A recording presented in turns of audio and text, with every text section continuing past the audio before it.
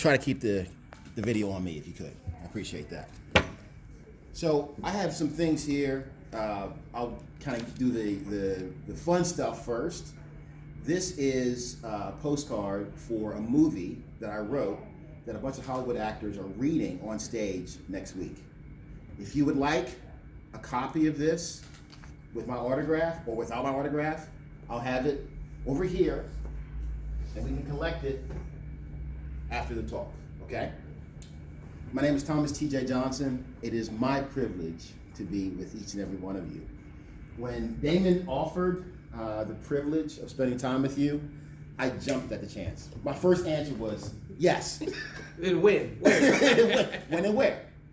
The reason why I was so excited is because it was Dr. Ben Carson 20 years ago, 25 years ago, who had this conversation with me back when we were in Maryland.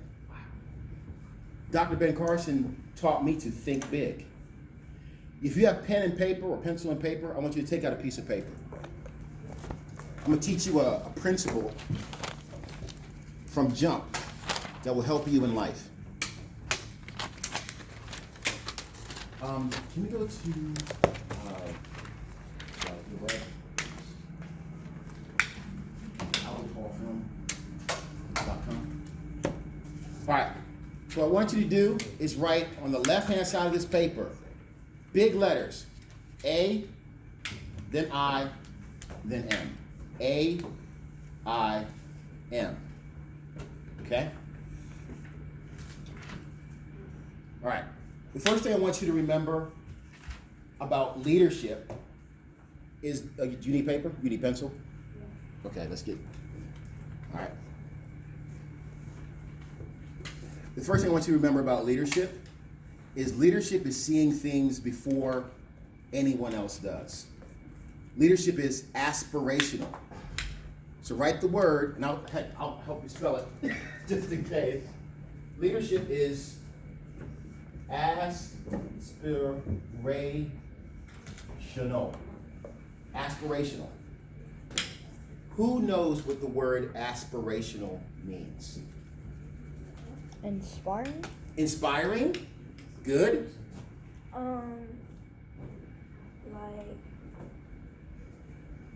Like something that leads you? Something that leads you. Inspiring, something that leads you. Yes. Something that can impact your life. Something that can impact your life. Yes. Winner. I like it. Aspirational. Leadership is aspirational. When we think about science, technology, engineering, and math, science, technology, engineering, and math, those are tools, especially science and technology. Those are tools that take years and years to hone. But those tools service aspirations. You have to see where you want to take those tools for them to actually have purpose. So aspirational has purpose. Aspirational is seeing something that does not exist yet. I asked you to write I. The next thing is imagination. Aspirational, imagination. What is imagination? When you believe something in your head that's not real. Say that louder. When you believe something in your head that's not real. So you believe something in your head that you haven't seen yet, but you see it in your mind. And it might, like, imagination is sort of like a dream. Like maybe if you imagine that thing or have a dream about that thing, if it's like maybe like something that might help us in years. Yes. Then you might like maybe sketch it out and then invent it. Very good. So Dr. Albert Einstein gave us a quote. He said, "Imagination is more important than knowledge. Imagination is the preview of the world to come." For the people 30 years ago who were talking on a cord phone, did they know that one day you could talk on a wireless phone? They didn't know that for sure. but they imagined it. Imagination. Just because it doesn't exist doesn't mean that what you see between your ears cannot manifest. Okay? Imagination. The next letter I asked you to write was M. M is manifest. Manifest from the notion of the verb to make real, to bring to present day. Okay? So as I share examples from my life, I'm going to take it back to A.I.M. to give you a piece of story to help you make sure you aim and hit what you're aiming at. Your imagination, your dreams, your aspirations are crucial to how you put science, technology, engineering, math to work. All right? I asked Damon to put up albertpaulfilm.com because this is an example of an aspiration. Now I'll tell you a piece of my story. Why? Well, I wanted to be a writer. I wanted to be a writer so bad. When I was your age, I would write poetry. And I thought my poetry was good.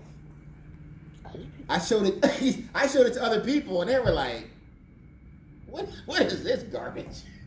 They didn't like it. They didn't really appreciate it at all. 10, 11 years old. You're a horrible writer. Stop it. Go do something else. Okay? 14, 15 years old. Kept writing. I got to the point where I wanted to write so bad, I actually left the workforce and just wrote all the time.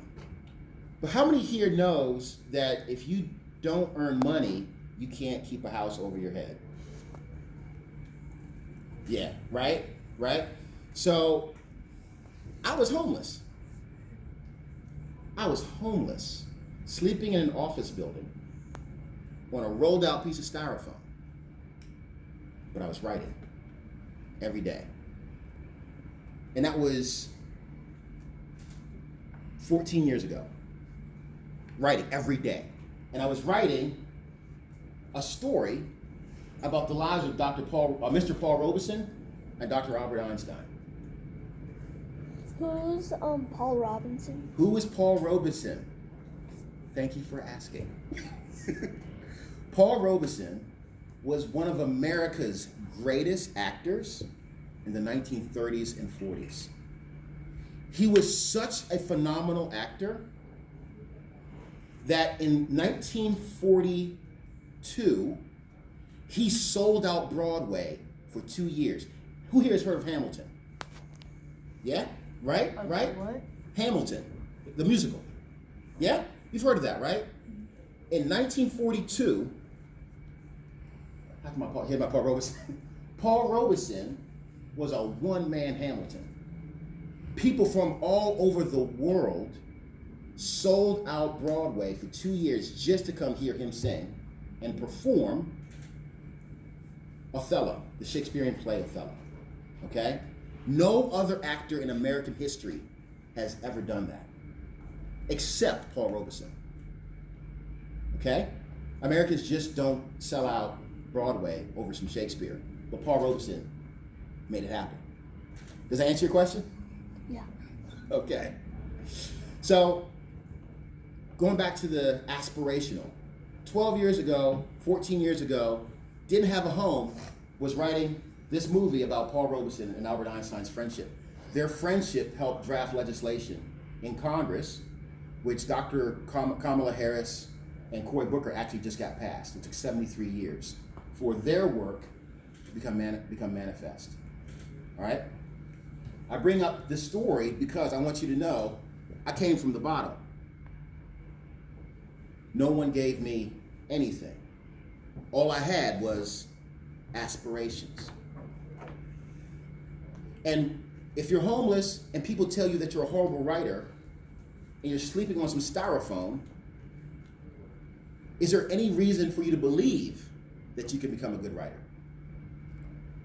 Yes. What? What is that reason? Because if you keep on going, then you can improve. Boom! You hear what he said? Sometimes you just have to keep on going. Sometimes you just have to keep on going. Put one foot in front of the other. No matter who tells you you're horrible. Let me tell you something. I wrote and submitted my screenplay to every production house in Hollywood. They all were like, go away, leave us alone. You're a horrible writer. Stop writing. I literally got those comments. But I kept writing. Kept writing. Kept writing. Got better. Got better. Got better. Got better. Got so good, Hollywood actors started contacting me. And now they want to produce my writing. Okay? Aspirational imagination. If you can see it between your ears, no one else in the world doesn't necessarily have to see it. But you see it. You see it. My man. That's enough. If you see it, that's enough. Sometimes, if it's in your imagination, if it's in your heart, not your mother, your father, your brother, your friends, him down the way, her up the street, may not get it. But it may have to just be you carrying it forward. And let me tell you, there were some moments where that was true for me. No one believed. My parents were like, I don't think you're very good. My sister was like, I love you, but everyone else has already told you no. Give up. Quit. Who here has been told to quit something? What were you told to quit? Baseball. They told you to quit baseball? Why did they tell you to quit baseball? Because they thought that I couldn't hit or catch, but then I got back on it, and now I was the best hitter in the league. Booyah! My man. Y'all hear his story? Yes. Told him he couldn't hit. Told him he couldn't catch. He kept playing anyway. That's what it takes. Aspirations, imaginations, determination. Sometimes you just gotta just do it. No matter what people say, just do it. Once you have the aspiration, once you have the imagination, keep going for it. The word manifest, it's a verb. There's something about action that makes things happen. Manifest. So it's action, it's also a commandment. Manifest. Every single day of my life, even in this moment, if you looked on my phone, I have pictures of things and activities that I want to accomplish or things I want to do that I just look at. I visualize, and I do things to make it happen, to manifest. I command my future. I command my future. I'm asking you, command your future. Command your future. See it, imagine it, manifest it. Make it so. So we rewind a little bit. Damon and I met at our client, a giant financial services company, multi-billion dollar global financial services company. I won't say the name, but you know it. We met in, I want to say Alpharetta, Georgia, a couple months ago.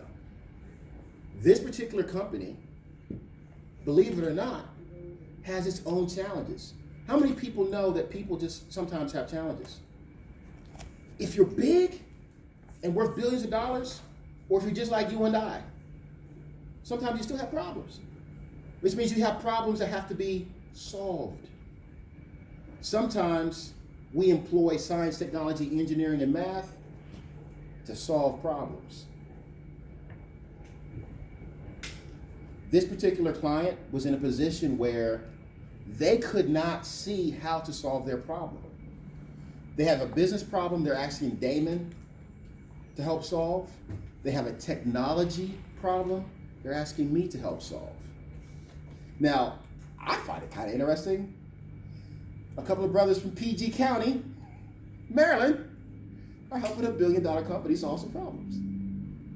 I just think that's kind of cool. Anyway, the last thing I want to leave you with is Agile Immersive's future. And then I'll open it up to questions. Can we go to our YouTube, please?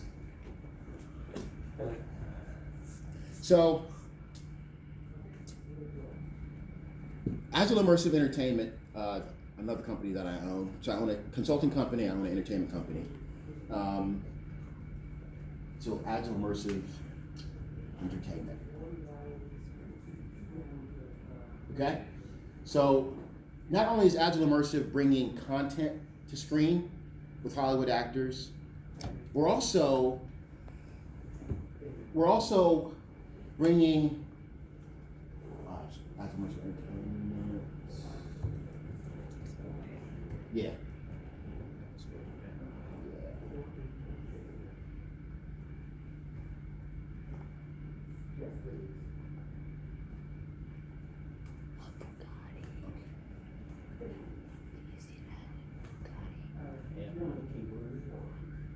Add optics. Optics, OPTICS, optics.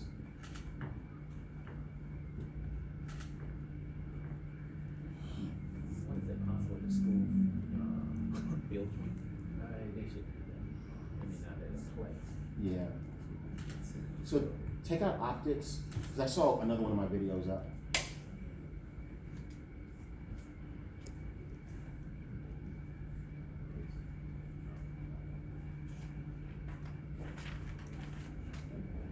So the reason why I wanted to keep going down.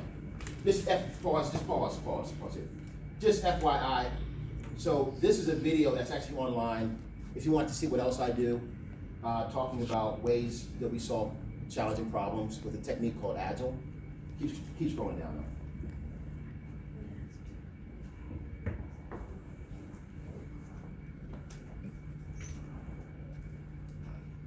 All right, pause. Okay, so it's not coming up. That's okay. I'll talk to it.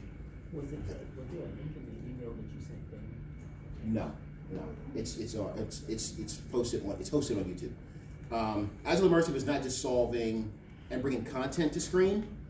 Agile Immersive is also helping Hollywood and major entertainment productions solve a deeper challenge, and that is how do we bring deep, rich images to screen without having dozens and dozens of film trucks and hundreds of hours of setup and teardown.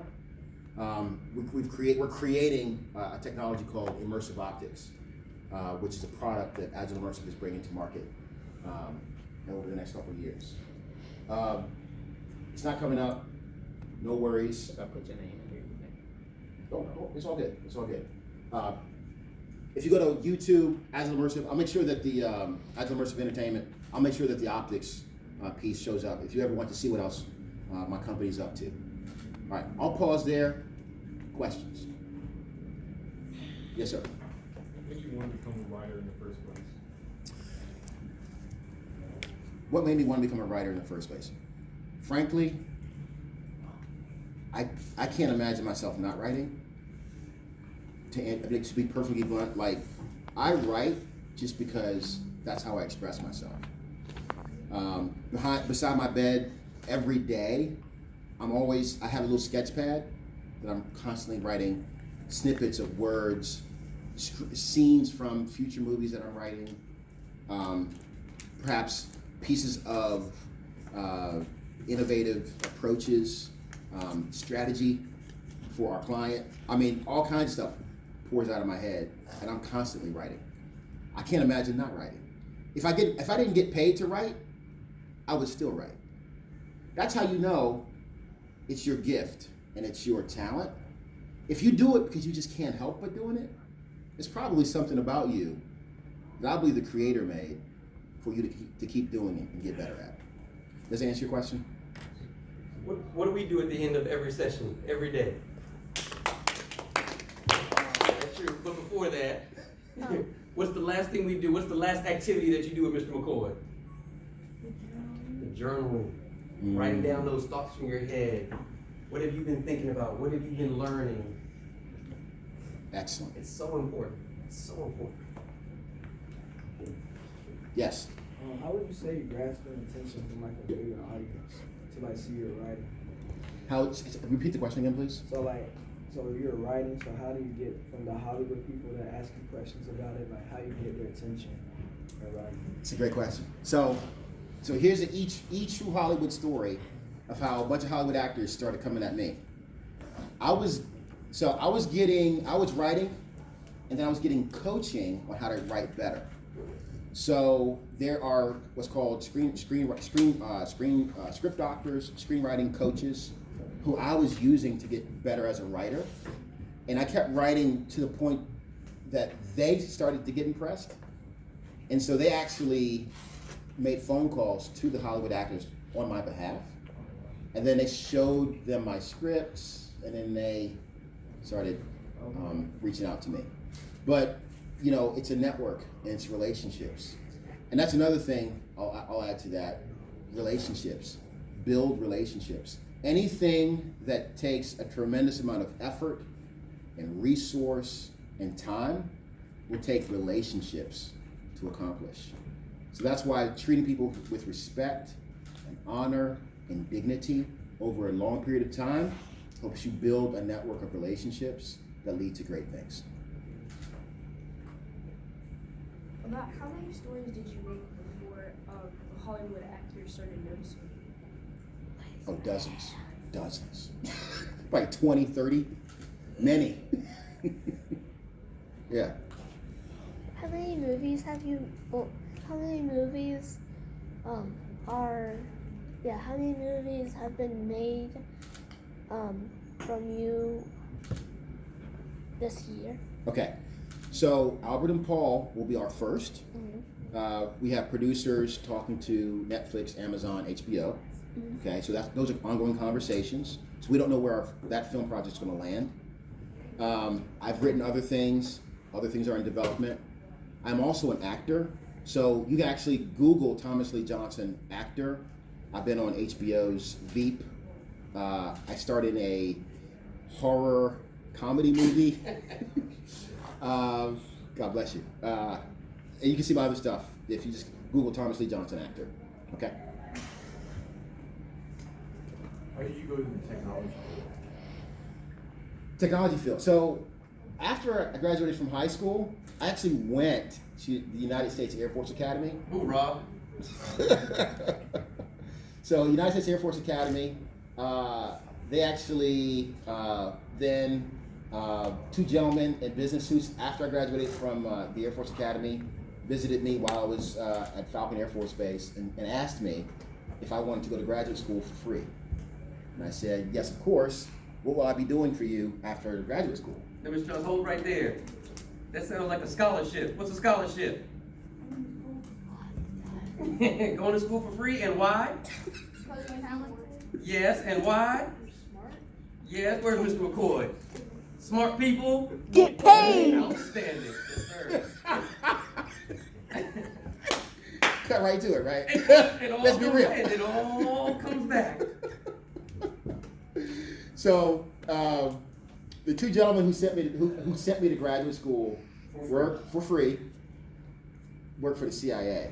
So I actually ended up building spy satellites for the CIA after graduate school. So that's why I went to graduate school for free. And that's how I got into science and technology, by the way. How do you keep pace with technology? How do I keep pace with technology? That's a great question. It is. I would argue that I don't. I'm humble about that, real about that. Things move so fast, especially with the explosion of artificial intelligence, artificial general intelligence, all the other layers of regenerative thinking. There's so many layers to how technology is exploding. I would say that I am a student, always learning, and that's all I can offer you. So I get a bunch of newsletters from Wall Street Journal, Fortune Magazine, Forbes, and others, and I just read them every day. And so I'm always learning, never trying to think of myself as an expert, more of as a student, because things are exploding in your generation. So much is going on. You just have to read every day because it's explosive. What was it like working for the CIA? What was it like working for the CIA? How do I answer that question? Well, only the unclassified stuff. Let's not break any. Yeah, but I don't want to have the sweeper team come through here. You have to kill you on the spot. What was that like? Exhilarating, fun, a little. There's some real James Bond stuff going on, but not all of it is. Some of it's just paperwork and just discipline and just hard work and just simply coming to work every day doing your job. Some of it's just routine. It's not all James Bond fun stuff, for real. What did CIA look like?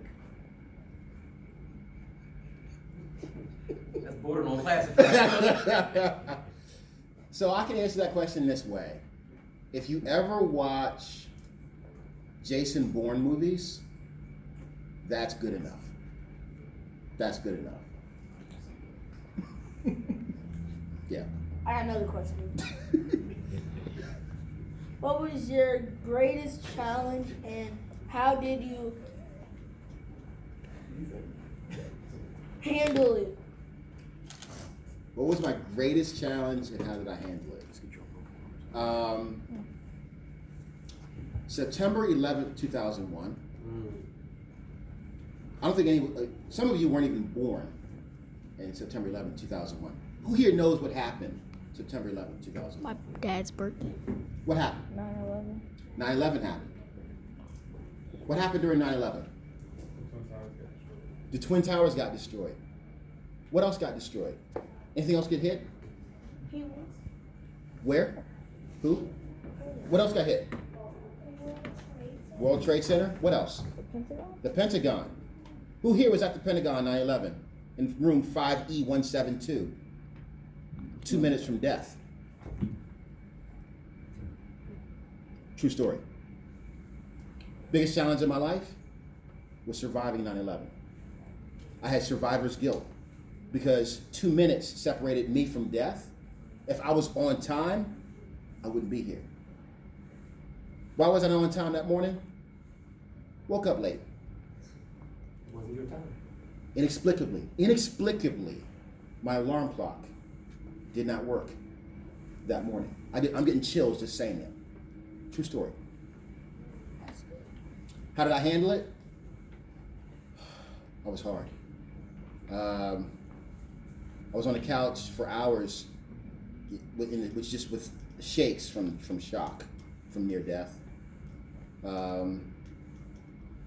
Had some friends who lived in Trinidad, specifically Guayagüari. So I went down to Guayagüari, Trinidad, for several weeks and just hung out on the beach and collected myself. That's what I did. Does that answer your question? Okay. Any other questions? Oh, yeah. Can you answer anything about Area 51? Is that classified? Area 51 question. No comment. Can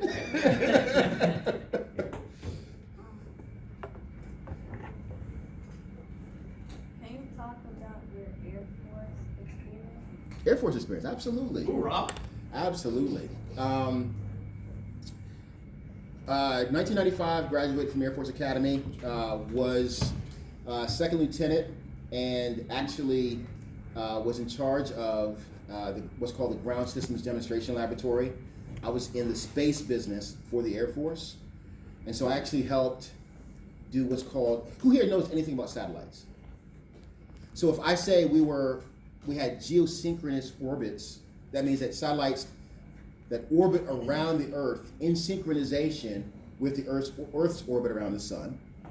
So I help the linking between the geosynchronous satellites and ground stations here on Earth. That's what I did. I was in the space business.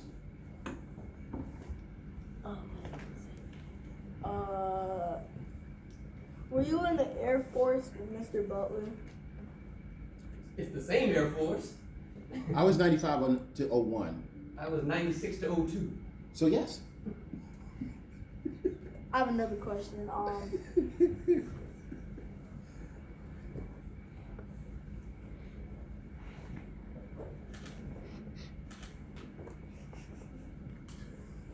Never mind. Okay. Are you famous? No, I am not. I do work with famous people.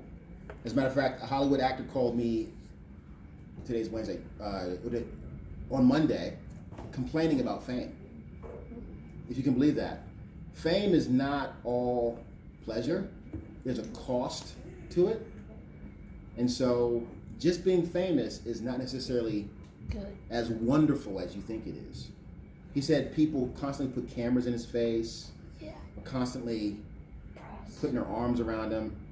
He said it gets old after a while. So not all fame is fun. Just realize that. It's okay to be famous, just realize there's a cost to it. Have you ever been inside of like inside of a movie kind of like Game of Thrones where there's like mythical things? Mythical things? No. But I would like to be. Koi, I'm gonna imagine that. Thank you. You're fueling my imagination. When you were in the Air Force, wait, actually, never mind. In the CIA, did you ever get to go inside of it? Yes. Did you ever get to be a CIA agent? No. Okay, when you were working at the CIA, did you ever help with what? like help with cases? Of course. Also, did when you woke up late, did you check to see if your alarm clock was unplugged? I didn't. Good Rush to thought get to though. work. Yeah. Had to get to work. Glad I had to work. Question? No. What ship were you in? Yeah, what ship were you on in the Air Force? Ships. Remember, I was in a space business, so we flew satellites out of the Schriever Air Force Base, and so there's an entire ground link center on Schriever Air Force Base, and next to it's also Peterson Air Force Base, which is called the Space Command, where we command all of our space assets, our satellites. And were you inside the mountain? No. Follow-on statement. So the mountain used to be classified, is no longer classified. We can talk about it openly. The mountain is a space operations center that's literally built inside of a mountain. It's called NORAD, and it was designed to withstand a nuclear blast, because we didn't know if we were in a nuclear war, we still had to operate our space assets. So that's what the mountain is. They told us our bunker was designed to withstand a nuclear blast. I need to question those engineers. Look, you survive, but you can't come above ground. Yes. What was your hardest thing to do in the CIA? I can't comment on that. Yeah, I can't comment on actual stuff like that. Yes. So why was the mountain classified and then unclassified in what year? That's a good question. Hey, baby. You trying to get my clearance level stuff, right? The mountain was classified. Because it was an active military site to do actual warfare through and with, and we thought we would have to go through a nuclear war with Russia specifically, and to win a nuclear war means you have to keep all your secret moves secret. And also, how did you guys get in mountain? Like, did you? They're blast doors. They're blast doors that are about that thick, so about 4 feet thick, that swivel. They're about 600 pounds, that sit on pivots that open up. So big, huge blast doors. Does the CIA building look like the one from Family Guy? Or is that fake? Building a what? CIA building. There isn't even is a CIA building. I don't know. Yeah, watch the Bourne movies. Watch the Jason Bourne movies. That's some good CIA stuff.